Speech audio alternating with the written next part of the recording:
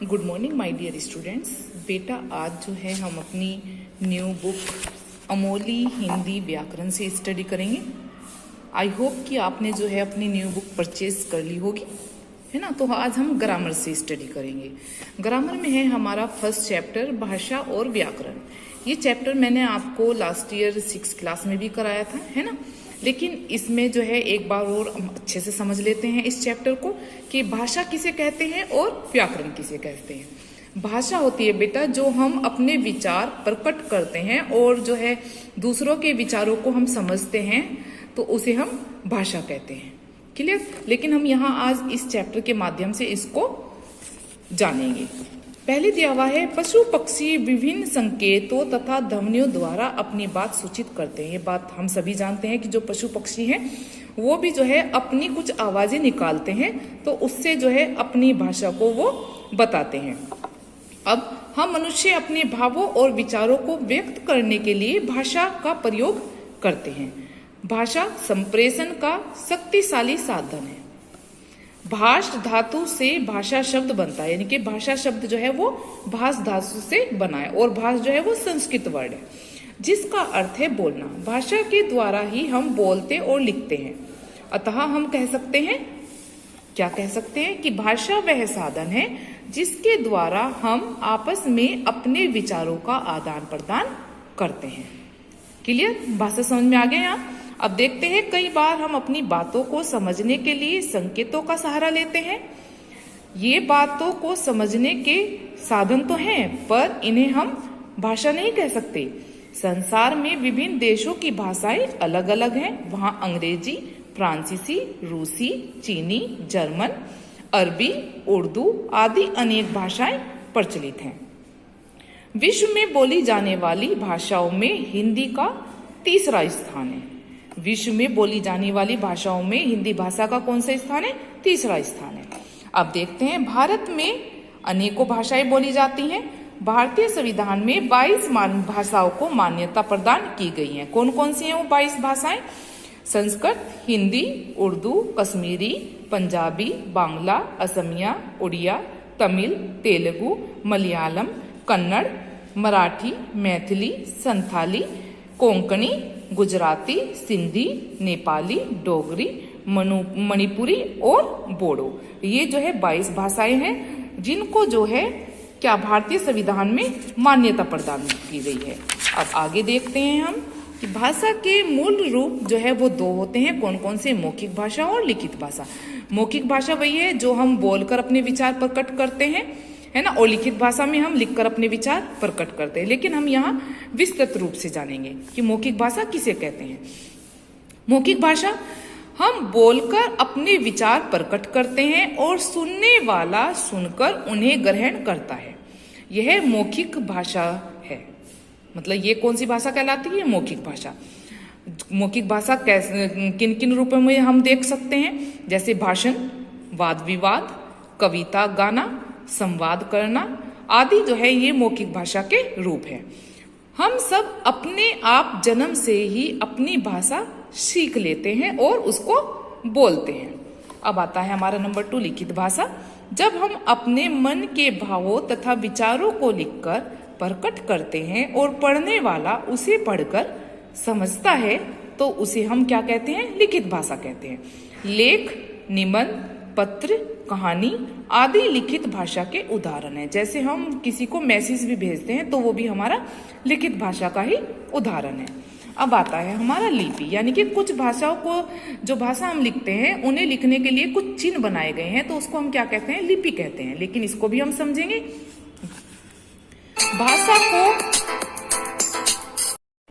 भाषा को लिखित रूप में प्रकट करने के लिए हर भाषा में कुछ निश्चित चिन्ह होते हैं। इसका तात्पर्य है मौखिक रूप पहले आया और लिखित रूप बाद में आया। इन चिन्हों को प्रस्तुत करने के लिए एक निश्चित व्यवस्था होती है, उसे हम क्या कहते हैं? लिपि कहते हैं। लेकिन यहाँ समझेंगे मौखिक ध्वनियों के लिखित रूप को प्रकट करने के लिए निश्चित किए गए चिन्हों की व्यवस्था को हम क्या कहते हैं? लिपि कहते हैं। हिंदी भाषा की लिपि देवनागरी है। संस्कृत की लिपि भी देवनागरी है। यह ब्राह्मी लिपि में विकसित हुई। मराठी, नेपाली आदि भाषाओं की लिपि भी क्या है? देवनागरी है। और पंजाबी की लिपि गुरुमुखी है। लेकिन यहाँ कुछ लिपियां दी गई हैं और उनकी भाषा भी दी गई है, इसको हम यहाँ अच्छे से समझेंगे। जैसे अंग्रेजी की लिपि है रोमन, जर्मन रोमन, स्पेनिश यानी रोमन, रूसी सिरिलिक, उर्दू, फारसी, जापानी हिरागाना, काताकाना और कांजी। अरबी की जो है लिपि वो अरबी है। अब आता है हमारा यहाँ व्याकरण की। व्याकरण किसे कहते हैं? जैसे हम अपनी भाषा जो बोलते हैं, जब तक उसमें हमारी भाषा में शुद्ध रूप नहीं होगा तो हमारी व्याकरण यानी कि जो हम बोल रहे हैं वो सामने वाले को समझ नहीं आएगा। लेकिन इसका ज्ञान हमें किससे होता है? व्याकरण से होता है। अब हम समझते हैं। प्रत्येक भाषा के अपने नियम तथा लिखने की व्यवस्था है। भाषा के सही तथा शुद्ध रूप का ज्ञान व्याकरण से संभव है। व्याकरण के नियम ही हमें भाषा को शुद्ध बोलने और लिखने का ज्ञान कराते हैं। अतः हम कह सकते हैं क्या कि जिसके द्वारा भाषा के शुद्ध रूप का ज्ञान हो वह व्याकरण कहलाता है। अब व्याकरण के विभाग दिए हुए हैं यहाँ। हम वाक्य द्वारा अपने भाव या विचार प्रकट करते हैं। वाक्य शब्दों या पदों से बनते हैं और शब्द बनते हैं किससे? वर्णों से। वर्ण होते हैं ए, आ, ई, उ, ये सब हमारे वर्ण हैं। फिर इस प्रकार व्याकरण में हम मुख्य रूप से वर्णों, शब्दों तथा वाक्यों के विभिन्न विषय में विचार करते हैं। अतः हम कह सकते हैं कि व्याकरण के मूलतः कितने विभाग होते हैं? 3 विभाग होते हैं। फर्स्ट विभाग को हम समझते हैं। फर्स्ट विभाग हमारा है वर्ण विचार। इसमें विभिन्न वर्णों तथा उनके उच्चारण, स्थान आदि पर विचार किया जाता है। अभी मैंने आपको वर्ण बताए हैं। फिर है हमारा शब्द या पद विचार। इसमें शब्दों और पदों की रचना पर विचार किया जाता है। जैसे हमारे वर्ण आते हैं, फिर वर्ण के बाद जो है हमारे उन्हें जोड़ जोड़ करके शब्द बनते हैं, तो ये हमारे क्या हो गए हैं? शब्द विचार। फिर आता है हमारा वाक्य विचार, यानी कि जब हमारे शब्द भी बन जाते हैं उसके बाद हमारे क्या होते हैं?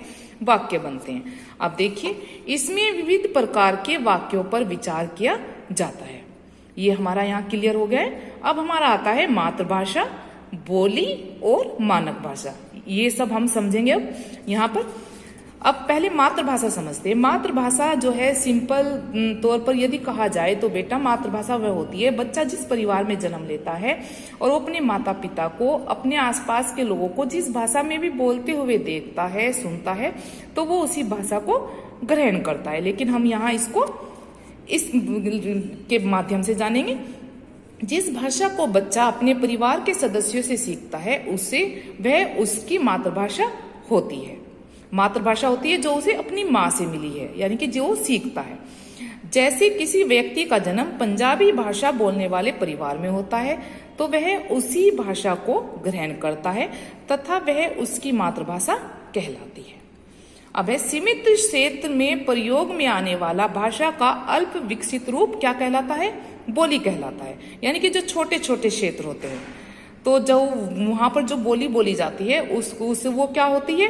वो बोली कहलाती है। यानी कि जहां जैसी भाषा बोली जाती है उसको हम क्या देंगे? बोली का रूप देंगे। अतः हम कह सकते हैं क्या विशेष क्षेत्र विशेष में बोली जाने वाली अल्प विकसित, अल्प का मतलब है जो कम ही विकसित हुई है, जिसका विकास अधिक नहीं हुआ है, तो क्या भाषा को बोली कहा जाता है। फिर है बोली में प्राय साहित्य की रचना नहीं होती। बोली में जो है वो साहित्य की रचना नहीं होती है। हम विद्यालय जाने से पूर्व अनेक क्षेत्रीय बोलियां घरों तथा पास पड़ोस में बोलते और सुनते हैं। फिर है मानक भाषा से तात्पर्य। मानक भाषा क्या होती है? भाषा का व्याकरण समस्त रूप जिसे विस्तृत रूप में, जिसे बड़े रूप में स्वीकार किया गया, मतलब जिसको अधिकतर लोग बोलते हैं, स्वीकार किया गया है। मानक भाषा का ज्ञान प्राप्त करने के लिए व्याकरण का अध्ययन आवश्यक है। अतः हम कह सकते हैं कि वो मानक भाषा है। लेकिन हम यहाँ समझेंगे भाषा में एक रूपता लाने के लिए भाषा को जिस रूप को भाषा निर्देशालय व शिक्षाविदों द्वारा मान्यता दी जाती है वह मानक भाषा कहलाती है। क्लियर? अब यहाँ देखते हैं हमारी हिंदी भाषा। हिंदी भाषा को भारतीय संविधान में 14 सितंबर यानी कि 14 सितंबर 1949 को भारत की राजभाषा के रूप में स्वीकार किया गया। इसलिए हम 14 सितंबर को हिंदी दिवस के रूप में मनाते हैं। और टीचर्स डे हम कब मनाते हैं? 5 सितंबर में। तो इसमें आप कंफ्यूज मत होना। भारत की राष्ट्रभाषा भी हिंदी है। देश में हिंदी का व्यापक रूप से प्रयोग किया जाता है। क्लियर? अब हमारा आता है यहाँ पर, ये चैप्टर हमारा यहाँ समाप्त हो गया है, लेकिन हम जो है इसको एक बार फिर सीखेंगे कि हमने पीछे क्या सीखा है। भाषा के द्वारा हम अपने विचारों का आदान प्रदान करते हैं। भाषा के दो रूप होते हैं, मौखिक और लिखित। मौखिक भाषा में बोलकर विचार प्रकट किए जाते हैं तथा सुनकर ग्रहण किए जाते हैं। और लिखित भाषा में, लिखित भाषा को हम लिखकर अपने विचार प्रकट करते हैं तथा पढ़कर उसको ग्रहण करते हैं। फिर है, भाषा को लिखने के लिए विशेष चिन्हों की व्यवस्था को लिपि कहा जाता है। व्याकरण भाषा के शुद्ध रूप का ज्ञान करवाता है। ये सब क्लियर?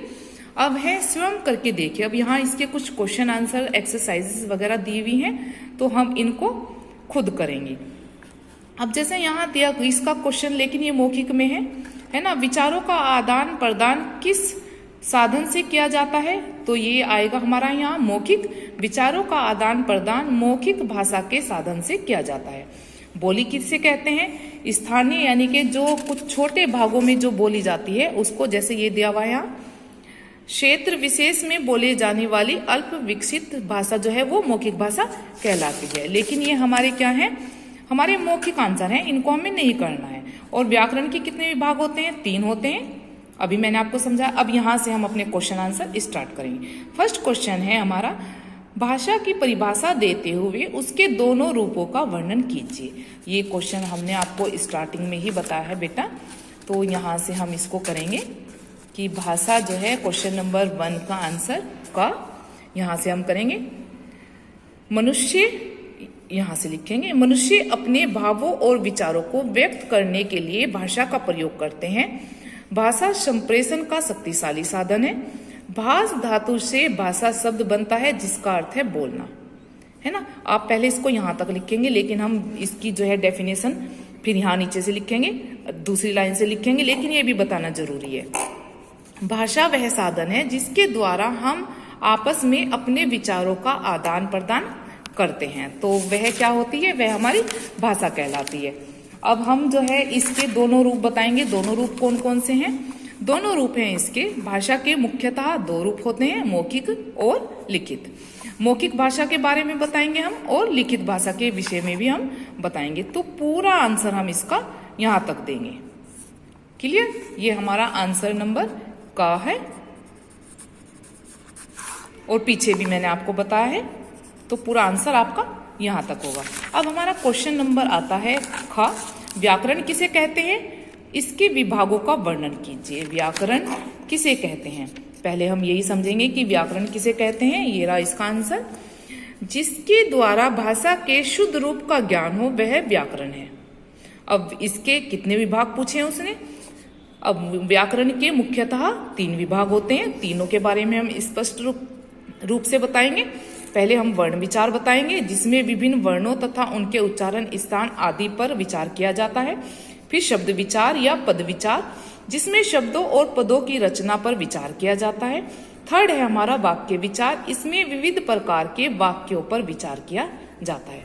तो ये हमारा सेकंड का आंसर है। क्लियर?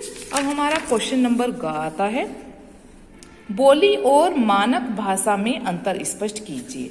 अब अंतर स्पष्ट करना है तो मैंने आपको पहले बताया था कि जब हम अंतर स्पष्ट करते हैं तो हम बीच में ऐसे जो है ऊपर लिखेंगे। पहले जो है बोली और मानक भाषा में अंतर, यहाँ बोली और मानक भाषा में अंतर, फिर बीच में एक लाइन बनाएंगे, इधर बोली लिखेंगे और इधर हम मानक भाषा लिखेंगे। तो हम दोनों को अलग अलग उसमें लिखेंगे। पहले हम लिखेंगे क्षेत्र विशेष में बोली जाने वाली अल्प विकसित भाषा को बोली कहा जाता है, और मानक भाषा वाले कॉलम में लिखेंगे भाषा में एक रूपता लाने के लिए भाषा के जिस रूप को भाषा निदेशालय व शिक्षाविदों द्वारा मान्यता दी जाती है वह हमारी मानक भाषा कहलाती है। ये हमारे 2-3 आंसर हो गए हैं यहाँ पर। अब हम ये वाला नहीं करेंगे। अब हम ये देखते हैं हिंदी दिवस किस दिन मनाया जाता है और क्यों। हिंदी दिवस अभी मैंने आपको बताया था 14 सितंबर को मनाया जाता है। हिंदी को भारतीय संविधान में 14 सितंबर 1949 को भारत की राजभाषा के रूप में स्वीकार किया गया, इसलिए हम 14 सितंबर को हिंदी दिवस के रूप में मनाते हैं। भारत की राष्ट्रभाषा भी हिंदी है ना। ये भी हमें इसकी के साथ में लिखना है।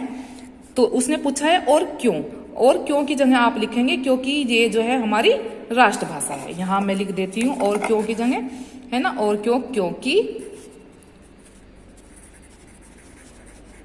क्योंकि यह हमारी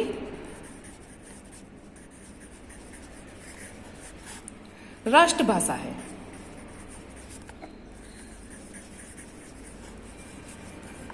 क्लियर।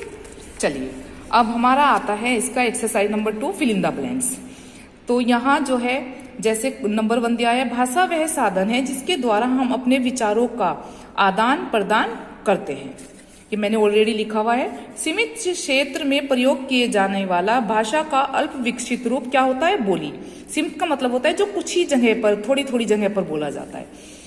एक रूपता लाने के लिए भाषा के जिस रूप को भाषा निदेशालय व शिक्षाविदों द्वारा मान्यता दी जाती है वह क्या कहलाती है? वह मानक भाषा कहलाती है। अब इसका नंबर घ है। हिंदी दिवस 14 सितंबर 1949 को भारत की राष्ट्रभाषा घोषित किया गया। किसी भाषा को शुद्ध बोलने, लिखने और पढ़ने का ज्ञान क्या कहलाता है? व्याकरण। अब यहाँ एक्सरसाइज नंबर 3 है। यहाँ जो दिया हुआ है, निम्नलिखित साधनों में भाषा के किस रूप का प्रयोग होता है बताइए। अब मौखिक और लिखित दिया हुआ है, लेकिन यहाँ जो नंबर 1 पर है मौखिक, है ना, उसमें आएगा वाद विवाद, फिर चिट्ठी हमारा लिखित में आएगा, समाचार पत्र क्योंकि ये भी लिखा हुआ जाता है, फिर कंप्यूटर, इस पर भी हम जो है अपनी उंगलियों से टाइप करके कार्य करते हैं, फिर कविता गायन आ गया हमारा मौखिक में, और टेलीफोन पर बात करना भी हमारा मौखिक में आता है। क्लियर। अब हमारी एक्सरसाइज नंबर 4 आती है, निम्नलिखित राज्यों की भाषाएं। अब इन राज्यों की भाषाएं जो है, जो राज्य है वहां की भाषा क्या है? जैसे महाराष्ट्र, मराठी, मध्य प्रदेश, मराठी और उर्दू भी बोली जाती है वहां पर। असम, असमिया, गुजरात, गुजराती, कर्नाटक, कन्नड़, तमिलनाडु, तमिल, जयपुर, राजस्थानी और ओडिशा, ओरिया। क्लियर। अब यहाँ एक्सरसाइज नंबर 5 मैंने कट की है। अब आते हैं हम एक्सरसाइज नंबर 6 पर, यानी कि निम्नलिखित भाषाओं की लिपियों के नाम। जैसी भाषा उसकी लिपि। संस्कृत देवनागरी, स्पेनिश रोमन, उर्दू फारसी, पंजाबी गुरुमुखी, जापानी हिरागाना, और भी इसकी 2 हैं पीछे, नेपाली देवनागरी। अब हमारी एक्सरसाइज नंबर 7 कि कौन से जो है भाषा का प्रयोग किया गया है यहाँ पर। जैसे यहाँ पर कुछ दिए हुए हैं, जैसे परस्पर संवाद तो मौखिक भाषा, ईमेल करना लिखित, वाद विवाद मौखिक, SMS करना लिखित भाषा, मंच संचालन मौखिक, और समाचार पत्र के लिए लेख, तो इसमें कौन सी भाषा का प्रयोग होता है? इसमें हम लिखित भाषा का प्रयोग करते हैं। क्लियर। यहाँ आज आपका ये चैप्टर पूरा कंप्लीट हो गया है, और इसमें जो है आप इसके क्वेश्चन आंसर नोटबुक में लिखेंगे, क्वेश्चन आंसर लिखेंगे। NB मैंने लिख दिया यहाँ पर, फिल इन द ब्लैंक्स भी इसके नोटबुक में करेंगे। और ये जो एक्सरसाइजेस हैं इसकी यहाँ इधर, ये सब आप अपनी बुक में ही करेंगे। इसको भी जो है आप बुक में लिखेंगे, इनको बुक में ही आप फिलअप करेंगे। क्लियर।